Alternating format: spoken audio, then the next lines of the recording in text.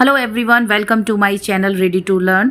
तो जैसा कि आपको इन पिक्चर से समझ में आ रहा है कि आज का जो हमारा टॉपिक है वो क्या होने वाला है। तो आज का हमारा टॉपिक बाल मजदूरी है। तो सबसे पहले हम बाल मजदूरी का अर्थ समझते हैं कि बाल मजदूरी किसे कहते हैं। तो 14 वर्ष से कम उम्र के बच्चों को किसी भी ऐसे काम पर लगाना, विशेषकर ऐसे काम जो उनके लिए खतरनाक, हानिकारक या शोषणकारी हों, यह बच्चों के विकास, शिक्षा और स्वास्थ्य को प्रभावित करता है। तो उनके शारीरिक, मानसिक और सामाजिक विकास को भी नुकसान पहुंचा सकता है। तो इसी को कहा जाता है बाल मजदूरी। तो आज हम बाल मजदूरी के लिए गवर्नमेंट ने क्या क्या प्रयास किए हैं, क्या क्या नियम बनाए गए हैं, उन्हीं सब चीज़ों के बारे में पढ़ेंगे। सरकार के द्वारा बहुत सारे नियम और कानून बनाए गए हैं बाल मजदूरी पर रोक लगाने के लिए, फिर भी हमारे देश में आज भी बच्चों से काम कराया जाता है।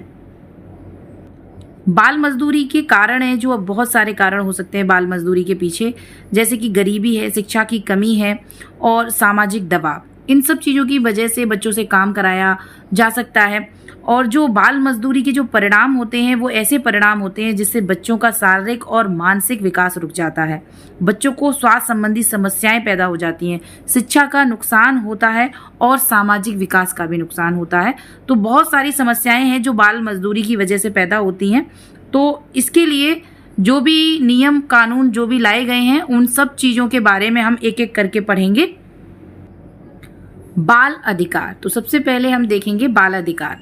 तो बाल अधिकार वो अधिकार होते हैं जो कह सकते हैं आप बच्चों के मानवाधिकार होते हैं, जो यह सुनिश्चित करते हैं कि सभी बच्चों को समान रूप से और सम्मान के साथ व्यवहार किया जाए। सभी बच्चों के साथ समान रूप से सम्मान के साथ व्यवहार किया जाए, ये बच्चों के मानवाधिकार होते हैं।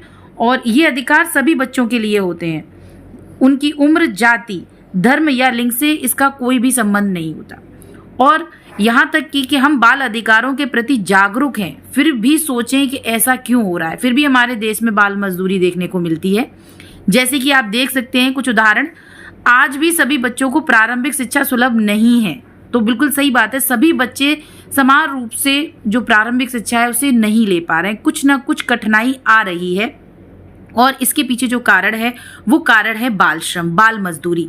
बच्चों को पढ़ाई के अलावा दूसरे कामों में लगा दिया जाता है जिससे कि वो प्रारंभिक शिक्षा से वंचित रह जाते हैं। हजारों की संख्या में बच्चों का अपहरण हो रहा है, बच्चों को भिक्षा मांगने पर मजबूर किया जाता है, बच्चे चाय की दुकानों और होटलों में काम कर रहे हैं। भारत जैसे देश में लड़के लड़कियों के प्रति दृष्टिकोण में अंतर पाया जाता है। तो ऐसे बहुत से कारण हैं जिसकी वजह से बच्चों का पूरी तरीके से विकास नहीं हो पा रहा है, उनको प्रारंभिक शिक्षा पूरी तरीके से नहीं मिल पा रही है। तो इस विषय में हमको सोचना होगा। वास्तव में बच्चे देश के भावी नागरिक होते हैं, उन्हीं के विकास पर देश का विकास निर्भर करता है। अतः बच्चों के संरक्षण एवं शिक्षा हेतु सरकार द्वारा अनेक प्रयास किए गए हैं। तो हम सब लोग ये जानते हैं कि बच्चे देश के भावी नागरिक हैं, उन्हीं से आगे हमारे देश का समाज बन के तैयार होगा। अगर बच्चों का ठीक तरीके से विकास नहीं हो पाया तो समझो कि हमारे समाज का विकास नहीं हो पाया, देश का विकास नहीं हो पाया। इसलिए बच्चों को शिक्षा मिलना और उनका सही तरीके से विकास होना बहुत ही जरूरी है। उद्देश्य हम देख लेते हैं। पहला है संयुक्त राष्ट्र संघ के प्रस्ताव में उल्लिखित बच्चों के अधिकारों की जानकारी देना। ये पहला उद्देश्य है। भारत सरकार द्वारा बच्चों के कल्याणार्थ किए गए प्रयासों से अवगत कराना। अब हम उद्देश्य देख लेते हैं। तो पहला उद्देश्य है संयुक्त राष्ट्र संघ के प्रस्ताव में उल्लिखित बच्चों के अधिकारों की जानकारी देना। भारत सरकार द्वारा बच्चों के कल्याणार्थ किए गए प्रयासों से अवगत कराना। आगे देखिए, संयुक्त राष्ट्र संघ ने बालकों के अधिकारों की घोषणा 20 नवंबर सन 1989 को की थी। इस घोषणा का मूल उद्देश्य विश्व के समस्त बालकों हेतु मूलभूत मानवीय अधिकारों को सुनिश्चित करना था।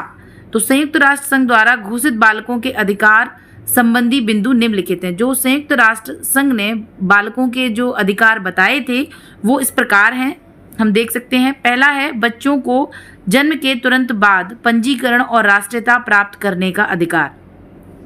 प्रत्येक बच्चे को अपनी राष्ट्रीयता, नाम, पारिवारिक नाम बनाए रखने का अधिकार। बच्चों को माता पिता की इच्छा के विरुद्ध अलग न करना। माता पिता अथवा परिवार से पुनः एकीकरण और संबंध बनाए रखने का अधिकार। बच्चों के अपहरण, क्रय विक्रय एवं व्यापार को रोकने के लिए राष्ट्र द्वारा कानून बनाना। यदि माता पिता अथवा उनके लिए रखे गए उत्तरदायी व्यक्ति बच्चों के साथ दुर्व्यवहार करते हैं तो राष्ट्र उन्हें संरक्षण देगा। बच्चों को नशीले पदार्थों के प्रयोग से रोकना। जहां गोद लेने की मान्यता है वहां बच्चों के हित को ध्यान में रखना। शरणार्थी बच्चों को संरक्षण प्रदान करना। तो ये ऐसे बहुत सारे पॉइंट हैं जो संयुक्त राष्ट्र संघ ने बालकों के अधिकार के लिए बताए, बालकों के अधिकार बताए। और आगे देखिए, बच्चों को आर्थिक शोषण, खतरनाक कार्य करने, शारीरिक मानसिक विकास, नैतिक विकास, आध्यात्मिक दृष्टि से हानि होने से बचाना, लैंगिक शोषण से बचाना, सशस्त्र संघर्ष या युद्ध में 15 वर्ष से कम आयु के बच्चों को भाग लेने तथा सेना में भर्ती होने पर निषेध। भारत सरकार ने इस घोषणा को 11 दिसंबर 1992 को अंगीकृत किया। तो संयुक्त राष्ट्र संघ ने ये जो बाल अधिकारों की जो घोषणा की थी वो की थी 20 नवंबर 1989 को, और जो भारत सरकार ने इसको अंगीकृत किया था उसकी डेट है आपकी 11 दिसंबर 1992। ये दोनों डेटें हमको याद रखनी होगी। हमारे देश में इसको अंगीकृत किया गया था 11 दिसंबर 1992 और संयुक्त राष्ट्र संघ के द्वारा पूरे विश्व के लिए, सभी राष्ट्रों के लिए इसकी जो घोषणा की थी वो थी 20 नवंबर 1989। आगे देखिए, राष्ट्रीय बाल नीति 22 अगस्त 1947 को भारत सरकार ने बच्चों के कल्याणार्थ राष्ट्रीय बाल नीति की घोषणा की। इसकी भी डेट याद रखनी है हमको, 22 अगस्त 1947, जिसके अंतर्गत बालकों के पूर्ण शारीरिक, मानसिक, सामाजिक विकास हेतु सर्वोत्तम परिस्थितियों का निर्माण करने हेतु निम्नलिखित उपाय किए गए। तो राष्ट्रीय बाल नीति को पढ़ रहे हैं हम। यहाँ पर उन उपायों के बारे में पढ़ेंगे जो बच्चों के विकास के लिए किए गए थे। तो सबसे पहला है बालक के जन्म से पूर्व तथा उसके बाद विकास की पर्याप्त सेवाएं प्रदान करना राज्य का प्रमुख दायित्व है। ये राज्य का दायित्व बता दिया गया है इसमें कि जो बालक के जन्म से पहले, जब वो गर्भ में हो तथा उसके बाद विकास की पर्याप्त सेवाएं उसको मिले, ये इसका दायित्व राज्य का है कि राज्य का प्रमुख दायित्व है कि जन्म के पूर्व और जन्म के बाद उसका सही तरीके से विकास हो पाए। राज्य को 6 से 14 वर्ष की आयु के समस्त बालकों को निःशुल्क अनिवार्य शिक्षा उपलब्ध कराने हेतु समयबद्ध कार्यक्रम तैयार करना चाहिए। यानी कि ये भी है कि 6 से 14 वर्ष तक के जितने भी बच्चे हैं उन सबको निःशुल्क और अनिवार्य शिक्षा मिलनी चाहिए। बालकों को उनके माता पिता से अलग नहीं रखा जाए जब तक कि वे अपने जीवन यापन में सक्षम ना हो। राज्य द्वारा बालकों के पोषक तत्वों के अभाव को दूर करने के लिए पोषाहार कार्यक्रम चलाया जाए। जो बालक औपचारिक शिक्षा से लाभ उठाने में सक्षम नहीं होते, राज्य को उन्हें शिक्षा देने के लिए अन्य तरीके उपलब्ध कराने चाहिए। राज्य द्वारा 14 वर्ष से कम आयु के सभी बच्चों को जोखिमपूर्ण उत्पादक कार्यों में लगाने की अनुमति नहीं दी जा सकती। तो ये सारे पॉइंट राष्ट्रीय बाल नीति में आते हैं। और भी हैं, प्रतिभा संपन्न बच्चों का पता लगाने, प्रोत्साहन देने, सहायता देने के लिए राज्य को विशेष कार्यक्रम संचालित करना चाहिए। राज्य को मादक पदार्थ के सेवन एवं उत्पादन तथा व्यापार आदि से बच्चों को बचाना चाहिए। विद्यालयों में शारीरिक शिक्षा, खेलकूद, वैज्ञानिक, सामाजिक गतिविधियों को प्रोत्साहन देना चाहिए। शिक्षा को ऐसे जीवन को तैयार करने वाली होना चाहिए जिससे बच्चों में समझ, शांति, सहिष्णुता की भावना का विकास हो। ये जो 10 पॉइंट हैं ये राष्ट्रीय बाल नीति के हैं। तो आगे देखिए, संवैधानिक प्रावधान। संवैधानिक प्रावधान में अनुच्छेद 23 और अनुच्छेद 24 आप देख रहे हैं। तो अनुच्छेद 23 में दे रखा है कि स्त्री एवं बच्चों का क्रय विक्रय, जो खरीदना और बेचना होता है वही नहीं वरन स्त्रियों और बच्चों का अनैतिक व्यापार भी दंडनीय अपराध है। अगर इनसे कोई भी गलत काम कराया जाता है तो वो भी दंडनीय अपराध है। अनुच्छेद 24 में कह रखा है कि बच्चों को कारखानों या जोखिमपूर्ण कार्यों में लगाना भी दंडनीय अपराध है। तो बाकी ये सब अधिनियम आए हैं आपके, बालक नियोजन अधिनियम 1938, बालक श्रम अधिनियम 1986, बालक श्रम गिरवीकरण अधिनियम 1933, तो भारतीय कारखाना अधिनियम 1948, वाणिज्य पोत परिवहन अधिनियम 1958, मोटर परिवहन कर्मकार 1961, शिशु अधिनियम 1961, कारखानों और खानों में 14 वर्ष की आयु तक के बच्चों की नियुक्ति से करने का निषेध करते हैं। तो इतने सारे अधिनियम ये सारे बच्चों के लिए लाए गए थे कि बच्चों को कोई भी ऐसा काम नहीं कराना है जिससे कि बच्चों की हानि हो, बच्चों का विकास नहीं हो पाए। तो उसी चीज़ पर सब पर रोक लगाने के लिए ये अधिनियम बनाए गए। आगे देखिए 1992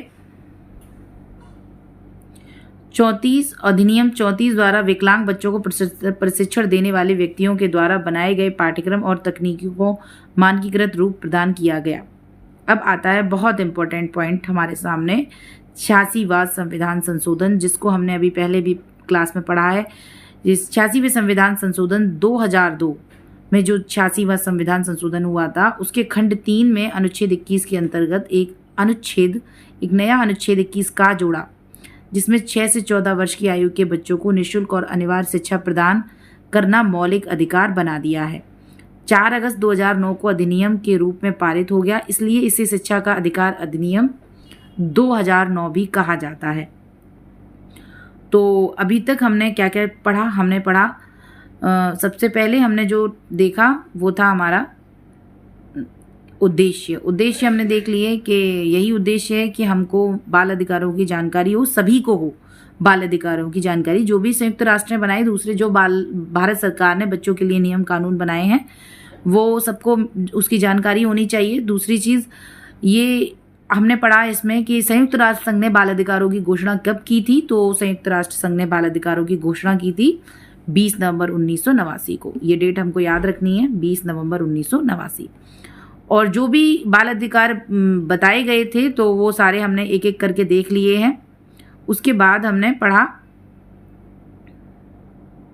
जो भारत सरकार ने इस घोषणा को अंगीकृत किया था, वो डेट है हमारी 11 दिसंबर 1992। ये दोनों डेटें हमें याद रखनी है। उसके बाद आई थी राष्ट्रीय बाल नीति, जो कि 22 अगस्त 1947 को भारत सरकार के द्वारा लाई गई थी। और इसके जो भी 10 बिंदु थे वो हमने पढ़ लिए हैं अच्छे से। राष्ट्रीय बाल नीति को भी हमने देख लिया है। उसके बाद जो संवैधानिक प्रावधान है वो भी हमने देख लिए हैं। तो संवैधानिक प्रावधान में हमने अनुच्छेद 23 के बारे में पढ़ा, अनुच्छेद 24 देखा, और ये जो अधिनियम दे रखे थे वो। उसके बाद हमने देखा 86वां संविधान संशोधन, जो कि 2002 में हुआ था, और इसमें ही बच्चों को 6 से 14 वर्ष की आयु तक के सभी बच्चों के लिए निःशुल्क और अनिवार्य शिक्षा का प्रावधान किया गया। इसको मौलिक अधिकार बना दिया गया और ये 2009 को अधिनियम के रूप में पारित हो गया था। इसीलिए इसको शिक्षा का अधिकार अधिनियम 2009 कहा जाता है। उसके बाद जो रिवीजन पॉइंट है उसमें आप वही देखेंगे, 2 डेट जो मैं बार बार अभी आपको बताया, वही डेट यहाँ पे दे रखी है, 20 नवंबर 1989 और 11 दिसंबर 1992। तो संयुक्त राष्ट्र ने जो बच्चों के अधिकारों के लिए जो भी घोषणा की थी वो 20 नवंबर 1989 को की थी, और भारत सरकार ने इसको कब अंगीकृत किया था? तो 11 दिसंबर 1992। तो ये हमने आज इसको बाल अधिकार के बारे में जानकारी जो भी थी वो हमने ले ली है। इसके बाद अगली क्लास में हम अपना अगला टॉपिक लेके आएंगे। Thank you.